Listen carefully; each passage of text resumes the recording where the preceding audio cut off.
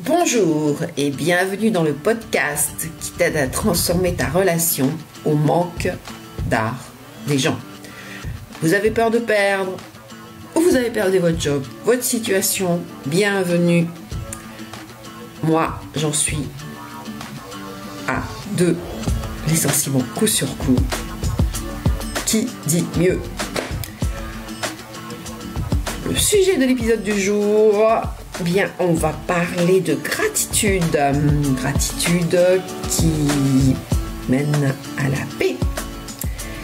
Et à partir de ce que je vais vous raconter sur ma pote, qui a tout le temps des histoires avec des petits gars du Moyen-Orient, de préférence, nous allons voir comment tout ceci peut s'articuler. Donc, je m'appelle Véronique et je suis engagée à faire gagner la lumière. Ma mission est de vous aider à voir plus clair sur votre fonctionnement en disséquant le mien. J'ai travaillé d'abord dans la finance, les chiffres, les comptes justes, je connais bien. Puis dans l'informatique au service des chiffres, et c'est tout naturellement que je me suis découverte une nouvelle passion, celle de traquer mes bugs. Parmi les nombreux bugs qui se sont insérés dans mon code, j'en dénombre un qui est particulier avec l'art des gens. Chaque épisode, nous irons nous immerger dans le vivant et je vais partager par des phases d'introspection et nous allons tenter de nous libérer de ces chaînes, de cette peur de manquer l'art des gens.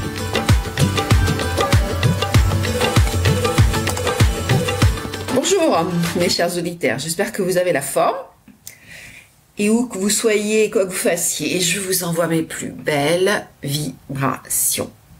Et moi, je suis super heureuse d'être avec vous. Donc, durant cet épisode, je vais vous parler de ma pote. Faut que je vous dise, c'est une cata. Elle n'a absolument rien compris à la life. Son truc, ce sont les causes perdues. Et dès qu'il y en a une, vous pouvez être sûr, elle est pour elle. Elle fonce direct. Cela lui donne l'impression d'exister. Big piège. Quand elle tombe amoureuse, ce n'est pas d'un gentil monsieur de sa campagne natale. Ça serait trop banal. Non, vous pouvez être sûr qu'il s'agit d'un Méditerranéen, plutôt du Moyen-Orient, si vous voyez ce que je veux dire. La sauveuse rentre en action et veut restaurer la paix qu'elle n'a pas trouvée en elle-même. Et qu'ont-ils en commun, ces chers petits hommes qui ravissent le cœur de la demoiselle? Le même Dieu unique, le même premier livre, mais pas le même dernier prophète. Une fois c'est Jésus, une autre fois c'est Mahomet. Ils sont nés sur des terres constamment envahies, et donc depuis toujours des théâtres de guerre incessantes.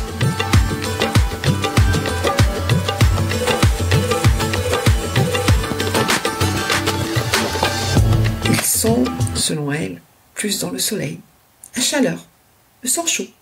Bref, un vrai délire. Ils sont complètement façonnés dans la violence, souffrance. Depuis l'enfance. De l'autre côté, par contre, le peuple élu, qui lui attend toujours son prophète, ne fait pas partie de sa panoplie. Mais, à chaque fois, cela reste le même mode opératoire. Ces beaux yeux ont la couleur des papiers qu'ils obtiennent grâce à elle. Non, là t'exagères. De pas être mauvaise langue quand même. Elle passe sans transition de l'histoire des Phéniciens et Libanais à l'histoire des Berbères, Kabyles, et prend fait des causes pour leur peuple. et leur histoire individuelle. Tu comprends, ils ont tellement souffert, me dit-elle. Bref, tout ce qu'il lui raconte, cette plaie vivante, devinez quoi? Elle les croit. Si, elle les croit. Mais le plus gros dans l'histoire, c'est qu'ils se permettent de critiquer le pays d'Hugo. J'ai beau lui dire, arrête d'avaler tout ça, ouvre les yeux, mais c'est un cas désespéré. Vous savez bien, l'amour rend aveugle. La France, qui les accueille pourtant à bras ouverts, comme chacun sait, c'est le pays au monde le plus grand exportateur de la démocratie et des droits de l'homme.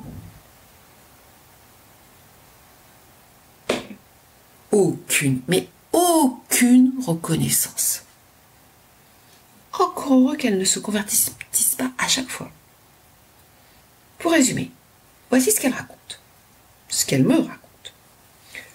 Chacun est persuadé, et là, attention, on ne rigole pas avec ça, que sa foi en l'amour de Dieu est l'unique et la vraie. A contrario, d'un côté, on cultive la haine du barbare, de l'autre, on se moque de l'égarement de l'infidèle.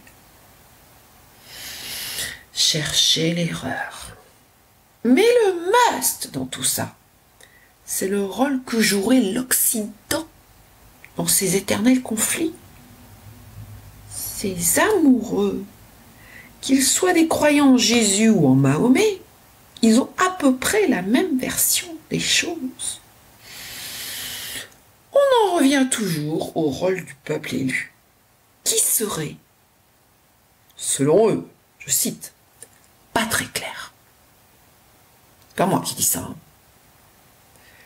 Mais quelle honte! Comment ose-t-il dire une chose pareille? Du peuple qui a le plus souffert sur la terre et de toute l'histoire, et qui ne fait que se défendre contre de dangereux terroristes. Ils vont jusqu'à se poser des questions, que d'ailleurs personne ne se pose. Du style, à qui cela profite-t-il? Qui finance qui? Avec quel art des gens? Ah, nous revoilà avec l'art des gens. Sur l'échiquier, il y aurait le pays de l'oncle Sam, l'OTAN, l'ONU, etc. J'en passe. Elle me parle de faux drapeaux. Bref, je n'y comprends rien à ce méli-mélo. Cela ressemble à du pur fake, complot machin truc chouette, exprès pour salir nos beaux pays dont les intentions ont toujours été et ne sont que pour le bien de l'humanité et de la planète.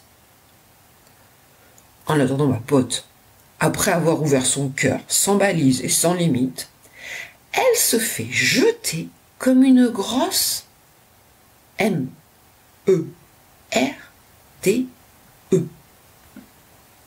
Et les beaux parleurs se transforment en beaucoup, mais beaucoup moins beaux parleurs.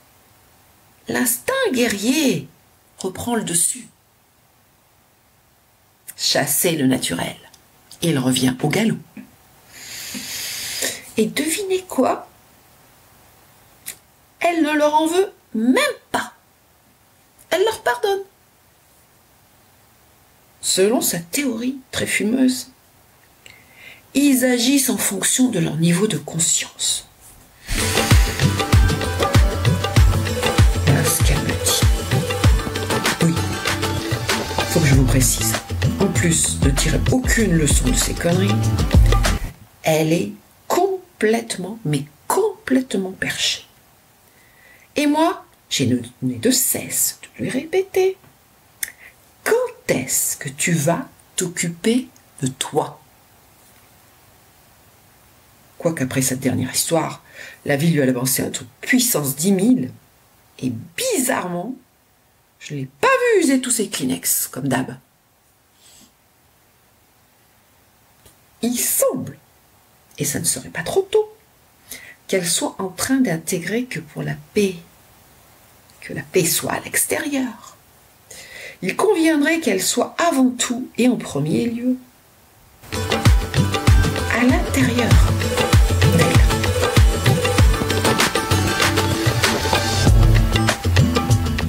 Voilà pour la petite histoire. La sagesse de ça, c'est la paix. La paix, les amis. Pour accueillir cette paix, des étapes intermédiaires sont nécessaires. Il va falloir passer par différents paliers de conscience. En un, cela passe par comprendre l'autre et exprimer le pardon aux autres, mais aussi, c'est pas le moindre, à soi-même. Et ceci est un long, très long chemin. En deux, il va falloir ressentir la gratitude envers tout ce qui est. Je dis bien envers tout ce qui est. Et en trois, il va falloir être dans la paix. La vraie paix. Répétez inlassablement à tout le monde: je suis désolé, pardon, merci, je t'aime. Et j'ajoute: allez dans la paix du Christ, de l'univers, de ceux et de qui vous voulez. Et conclusion, à travers cette histoire, le divin, l'univers, nous enseigne l'importance de nous pacifier. D'abord, avant de demander la paix pour tous et tout. Aussi, pour vous y aider et nous aider, je vous suggère d'instaurer des routines. Les routines suivantes. 3 fois par jour, arrêtez-vous et demandez-vous ce que vous ressentez dans votre corps et dans chacune de vos cellules, ainsi que dans tout votre être. S'il ressort une émotion positive, profitez-en pleinement. S'il s'agit d'une émotion négative, faites le switch selon le besoin vers le pardon ou la gratitude. Et le soir, au coucher, trouvez 3 gratitudes à votre égard pour la journée qui s'est écoulée et ressentez-les pleinement. Voilà pour aujourd'hui. Je vous remercie d'avoir écouté jusqu'au bout. Et si ça vous a plu, parlez-en, partagez, likez, commentez, abonnez-vous. Je vous embrasse et je nous aime. Paix sur vous. Immense gratitude pour tout le vivant entre la terre et le ciel. Bye bye, les amis.